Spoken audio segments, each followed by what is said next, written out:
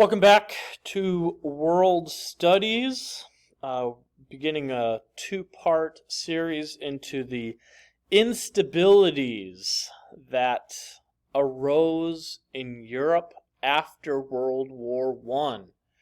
World War I will eventually lead to World War II, and we need to find out why that happened. One reason to make sure it never happens again. We don't want history to repeat itself. I want to clarify or state with all the students, I do this when they're in the classroom. I'm going to make this statement now outside of the classroom, but as you're looking at this screen, you see Adolf Hitler. Hey, I told you we were going to talk about him. Now today's the day we're going to do it. But you see also the symbol on his arm, the swastika. I know some people will have a natural tendency to want to doodle, to draw, to, whatever they do while they're bored taking notes. I would respectfully ask you all to make sure you don't draw the swastika. It is a symbol of hate. It is also a symbol of death. Millions of people died due to a belief in what it stands for. So if you could all refrain from drawing it, find something else to draw while you're listening to my voice teach the material. So thank you for your consideration. We're at Roman numeral 3, instability following the war. The optimism and hope following World War I. Remember, this was the war to end all wars.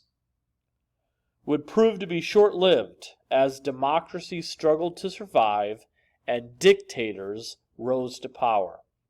European imperialism began to weaken, and some leaders will try to seek power and dominate weaker nations.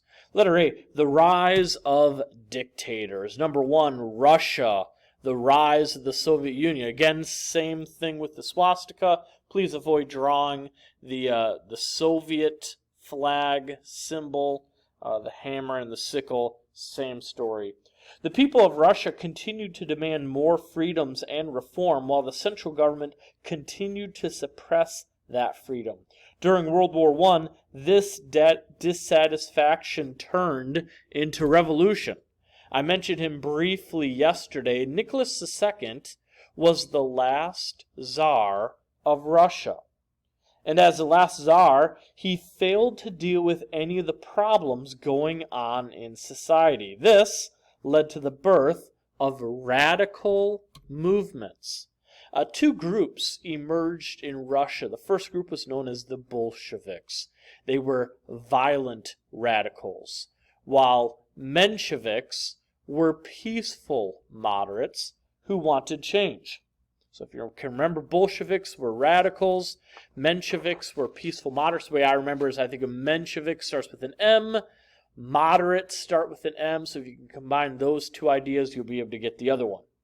On page 317, there's a purple box, titled, What's in a Name? I want you to read that box to yourselves. Once you've finished, please press play again. By 1917, revolution had led Nicholas II to abdicate, and the Mensheviks took over under Alexander Kerensky. However, the Bolsheviks sabotaged these efforts and stirred up Russian workers to prevent the possibility of Menshevik success.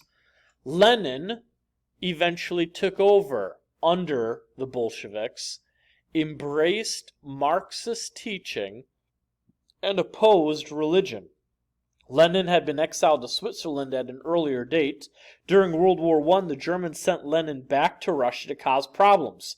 Eventually, Lenin took over the country and signed the peace treaty with Germany. Lenin believed that a strong dictator with an elite few should lead the revolution and make decisions for all instead of the masses of people. Marx also opposed religion and claimed atheism was a vital and inseparable part of Marxist teaching. Lenin claimed that religion was the opium of the people. He viewed religion and churches as tools used to take advantage of the working class. Lenin used violence and bloodshed to enforce his will upon the religious leaders of Russia.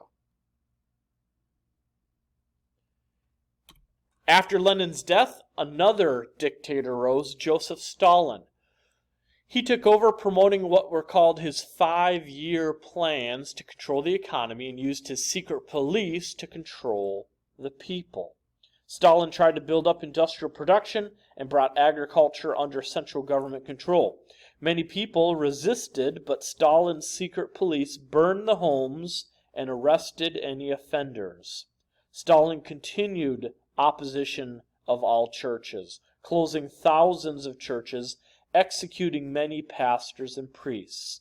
Many Christians suffered terrible persecution during the vicious assault on Christianity under communist rulers like Stalin. What did the rest of the world do about all this? Nothing. Number 2, Germany, the rise of the Nazi Party. After World War I, Germany established the unpopular and unsuccessful Weimar Republic. It was named after the German town in which it was organized. Most Germans did not support it.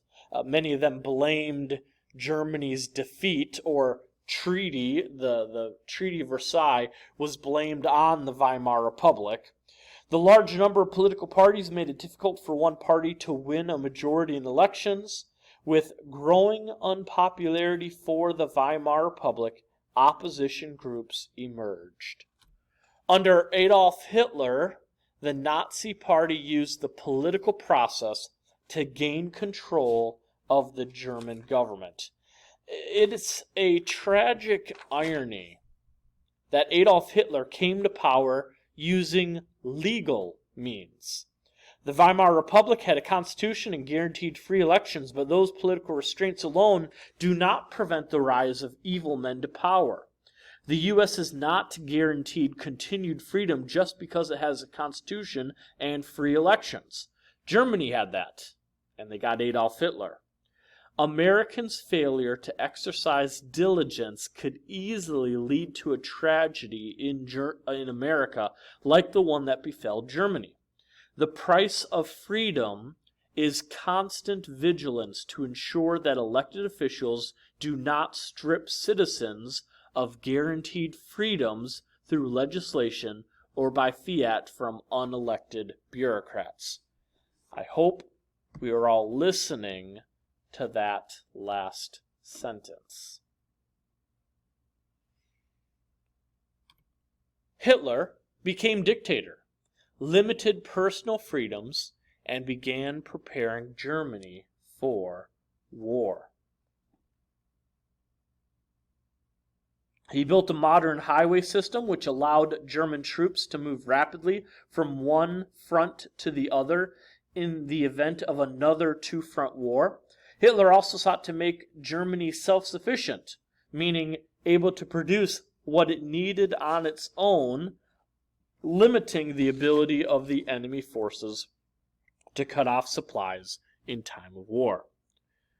All this took place in Germany. What did the rest of the world to do about it? Absolutely nothing. Number 3, Italy, the rise of Fascism. Italy, remember, had been part of the Allies during World War I, but they had lost about 500,000 men and had received very little territory from the war. With a suffering economy, a growing debt, and a fear of a communist revolution, many Italians looked for a strong leader to restore Italy's national pride. The individual mentioned here is Benito Mussolini. He formed the Fascist Party and gradually transformed Italy into a dictatorship. He gained popularity by promising order and stability. Sensing that the government was vulnerable, Mussolini led rallies in Rome and demanded and received power from the king, Victor Emmanuel II. In your books, please read the purple box entitled Basic Principles of Fascism. Please read them to yourself, and then once you have finished, press play. Like Hitler, Mussolini sought to make Italy self-sufficient economically. The Lateran Treaties was an agreement between Italy and the Catholic Church. The Church recognized Italy's authority, and Vatican City belonged entirely to the Church. Before this time, the Catholic Church had opposed Italy's unification. In exchange for money in a small independent region known as Vatican City, the Pope recognized Mussolini's government and ended the papacy's prior claims to additional territories. Again, on page 319, please read the purple box to yourself, Citizenship and Nationalism. That once you have finished that will be all of the notes that we are going to be covering today. Pray that you all have a good weekend, Easter weekend, a Good Friday. I pray that if you aren't able to attend a church service because of the coronavirus, that you will listen online or to a radio, a church service that is preaching the word. Pray that you have a good weekend. Be good, do good. Bye.